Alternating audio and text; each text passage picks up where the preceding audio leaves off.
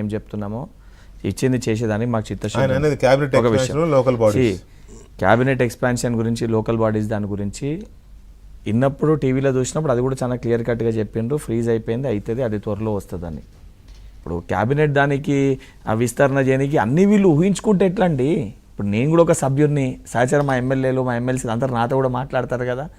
తప్పిపోయి కూడా ఏ ఒక్క మా పార్టీ ఎమ్మెల్యే కూడా మీరు ఆశపడుతుర్రేమో ఏడన్నా అట్లేమన్నా అయితే అధికారం ఎక్కుతారని, తప్పిపోయి కూడా అసలు మా పార్టీలు ఎవరు లేరు.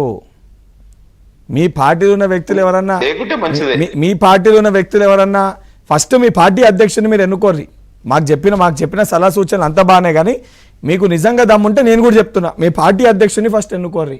వీళ్ళు కూడా ఫస్ట్ ఈ కుటుంబ పంచాయతీ తెంచుకోమనుర్రి.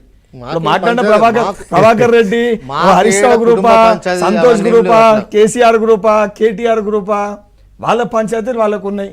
వాళ్ళిద్దరు పంచాయతీలు ఫస్ట్ వాళ్ళు సగదిద్దుకొని తర్వాత మా గురించి మాట్లాడమనండి వెంకటకృష్ణ గారు.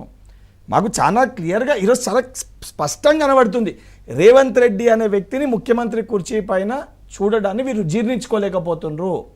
నేను అందుకే వీళ్ళది ప్రజలు కాదు, ఎక్కడ కూడా మహేశ్వర్ రెడ్డి గారు మాట్లాడినా, హరీష్ రావు గారు మాట్లాడినా, కేటీఆర్ గారు మాట్లాడినా, అరవింద్ గారు ఎవరు మాట్లాడినా 100% రియలేటర్స్ ఇండస్ట్రియలిస్టులు.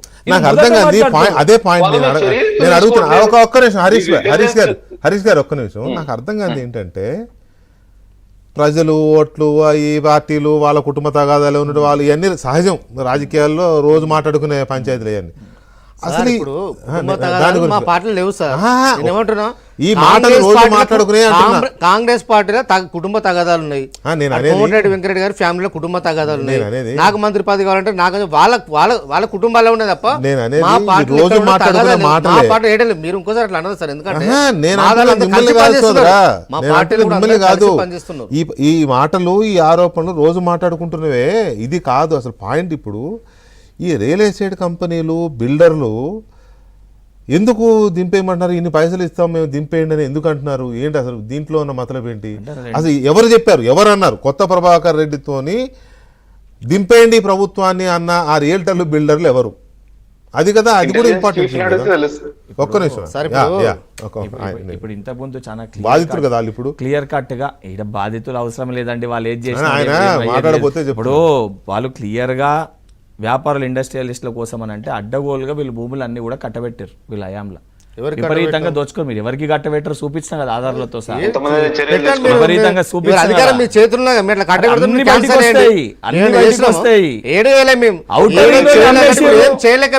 ఔటర్ రింగ్ లో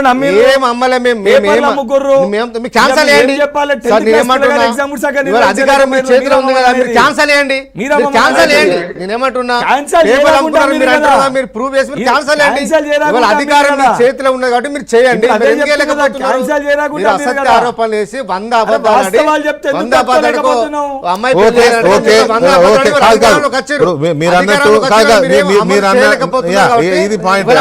అధికారంలోకి వచ్చారు కాబట్టి